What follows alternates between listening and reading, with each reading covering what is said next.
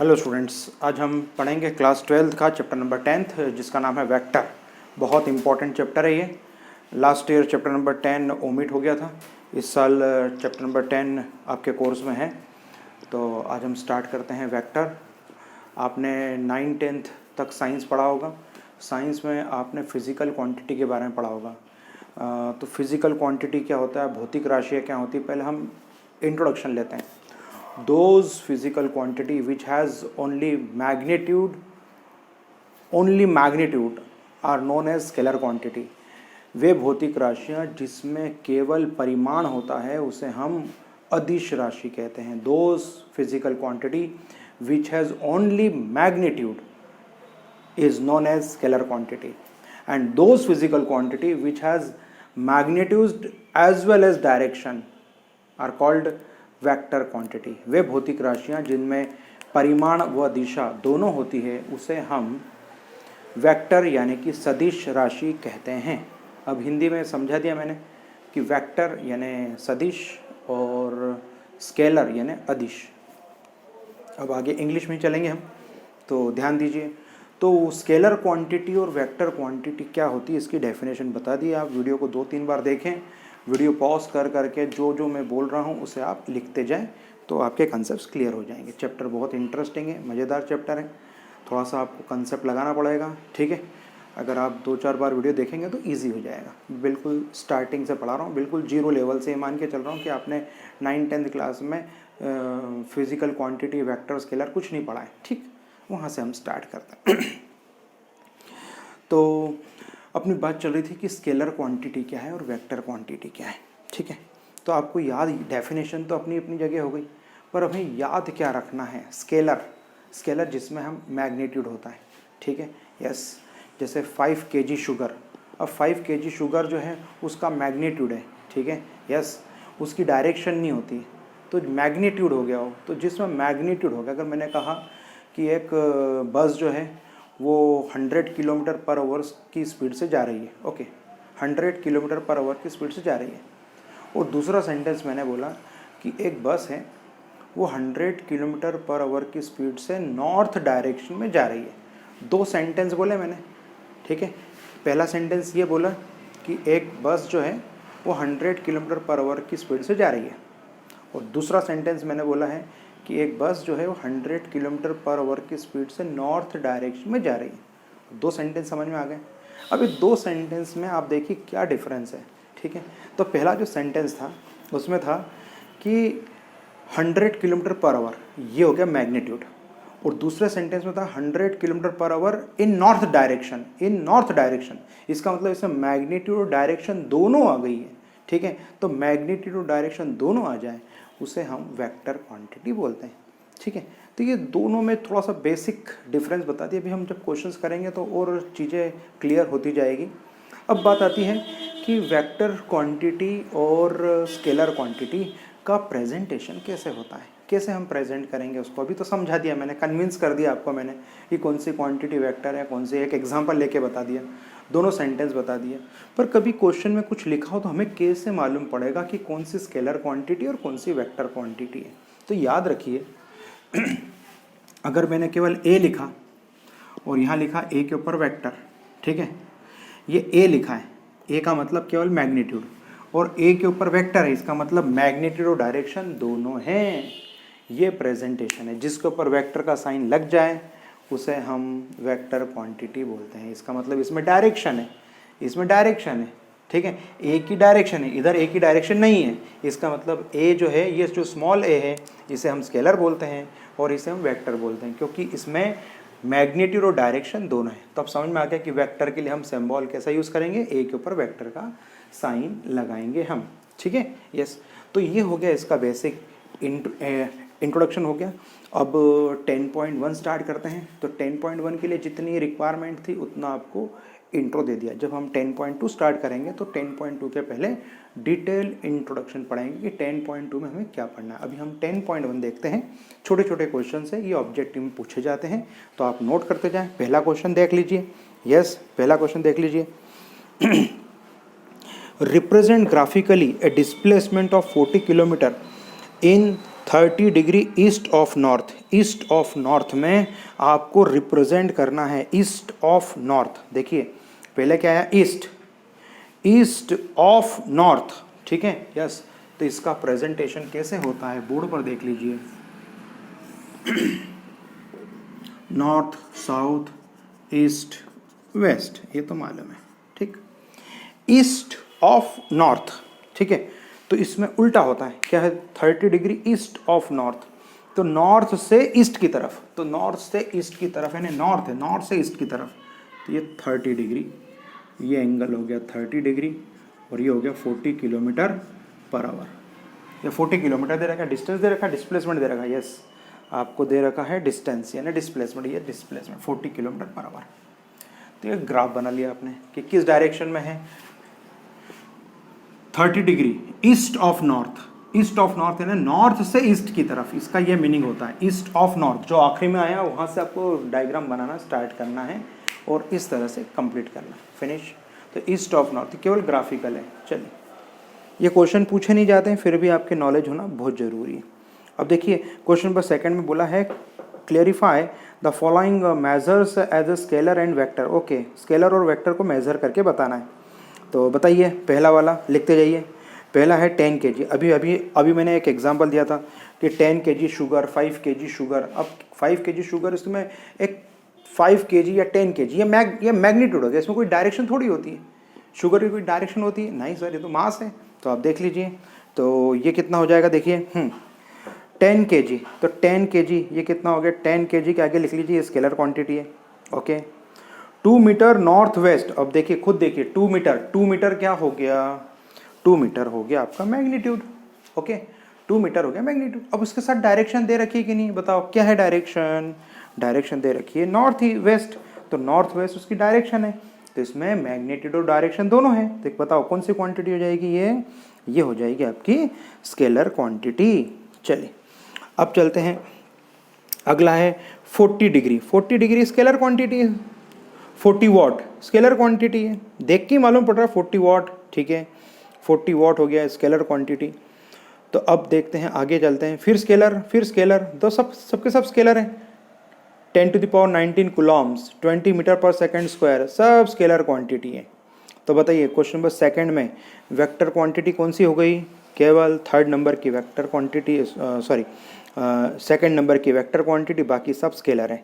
चलिए question number third के लिए चलते हैं आगे।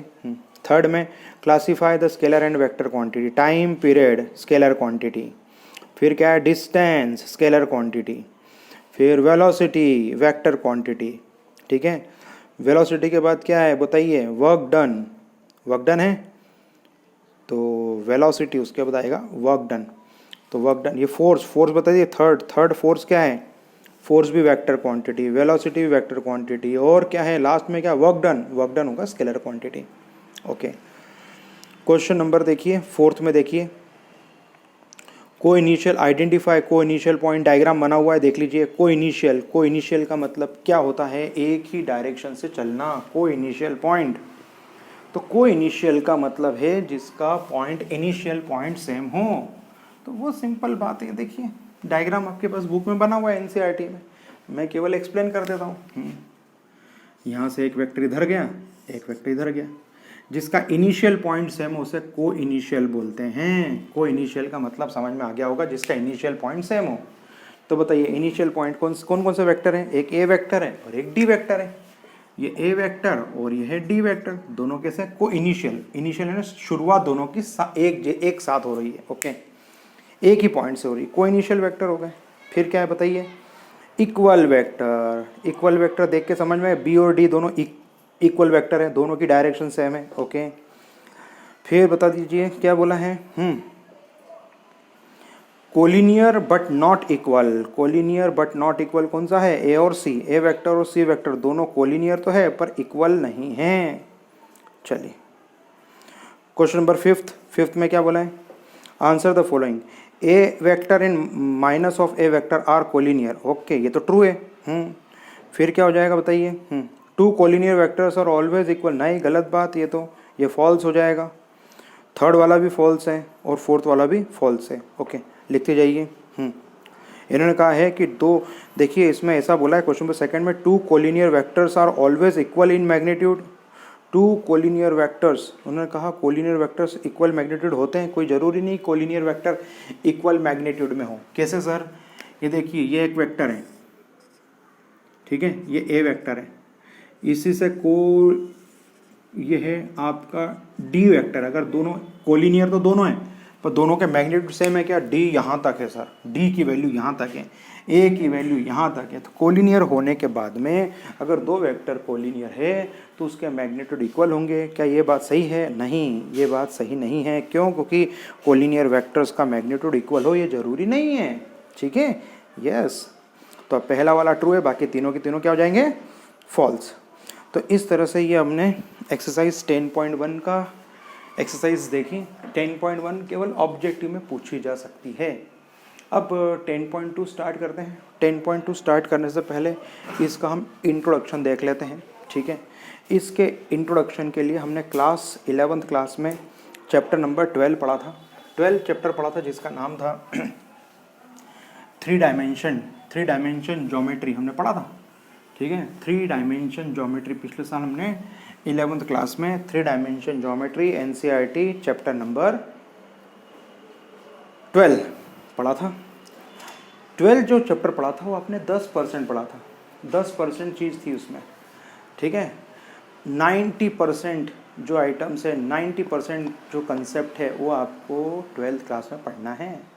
तो 10% जो आपने वहाँ पढ़ा था उसी से ये लिंक में पूरा चैप्टर आपको इंट्रोडक्शन के जो इंट्रोडक्टरी जो पार्ट है वो आपको 11th में दिया था और इसका डिटेल पार्ट जो है वो 12th क्लास में। ऐसा ही डिफरेंशिएशन चैप्टर नंबर 13 था पिछले साल, चैप्टर नंबर 13 था डिफरेंशिएशन, लिमिट एंड डेरिवेटिव। तो वो जो चैप्टर नंबर 13 है, चैप्टर नंबर 13 जो है 11th क्लास में वो था केवल 10%। 90% आपने इस साल पढ़ लिया है 12th क्लास में। चैप्टर नंबर 5, 6, 7, 8, 9 ये 5 चैप्टर जो है वो डेरिवेटिव से रिलेटेड चैप्टर है। ओके, चलिए अब चलें आगे बात करते हैं। अब बात करते हैं कि यूनिट वेक्टर क्या होता है। यूनिट वेक्टर, नाम ही इसका यूनिट वेक्टर, यस। तो सबसे पहले हम बात करें कि 3 डायमेंशन ज्योमेट्री में क्या होता है।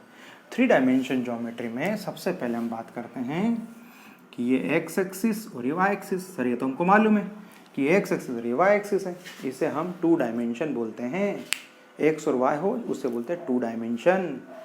अगर इसी के ऊपर ये दोनों ना बेंड, ये 90 डिग्री होते हैं, इसी पे एक परपेंडिकुलर जो होता है उसे जेड एक्सिस बोलते हैं, ठीक है, ओके।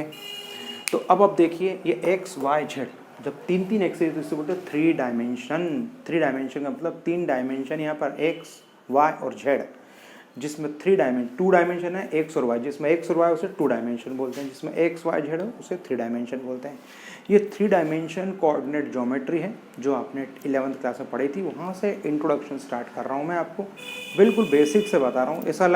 ऐसा समझ के चल रहा हूँ कि आपने 11th में नहीं पढ़ा होगा, ठीक है, कोई बात नहीं। तो ये तो बात सही कि एक्स वाई जेड जो है ये कोऑर्डिनेट एक्सिस बोलते हैं, इसे कोऑर्डिनेट एक्सिस यानी निर्देशांक अक्ष कहते हैं। हिंदी में थोड़ा सा कम बोलूँगा मैं, इंग्लिश में बोलता जाऊँगा मैं, आप नोट करते जाए। तो ये कोऑर्डिनेट एक्सिस होते हैं, इसमें होती है O X, O Y and O Z are the coordinate axis. और तीनों की तीनों क्या होती है? म्यूचुअली परपेंडिकुलर एक्सिस होती है। तीनों की तीनों म्यूचुअली परपेंडिकुलर एक्सिस होती है, ठीक है। X Y Z mutually perpendicular axis होती है। तो आपसे पूछा जाए कि कोऑर्डिनेट एक्सिस में X axis, Y axis, Z axis के साथ में कोई क्वांटिटी है वो कितना एंगल बना रही है, ठीक है, यस, कोई कितना एंगल बना रही है। तो पिछले साल आपने पढ़ा था कि ये जो समझिए ये ओपी है, ये ओपी जो है ये ओपी, ये पी है, ये पी है। अब बोर्ड पे तो आपको पी दिख रहा है आगे, जबकि पी कैसा होता है आपको यहाँ पे बता देता हूँ मैं। एक्स एक्सिस, वाई एक्सिस और जेड एक्सिस लेके बता देता हूँ। और पी जो पॉइंट कहाँ दिखेगा, देखिए, ये देखिए, ये एक्स एक्सिस हो गई, ये वाई एक्सिस, ये जेड एक्सिस हो गई, और ये ओपी आगे है, ये ओपी आगे है, पर बोर्ड पर ये ओपी इधर बन जाता है, जबकि ये ओपी का है आगे की तरफ ओपी।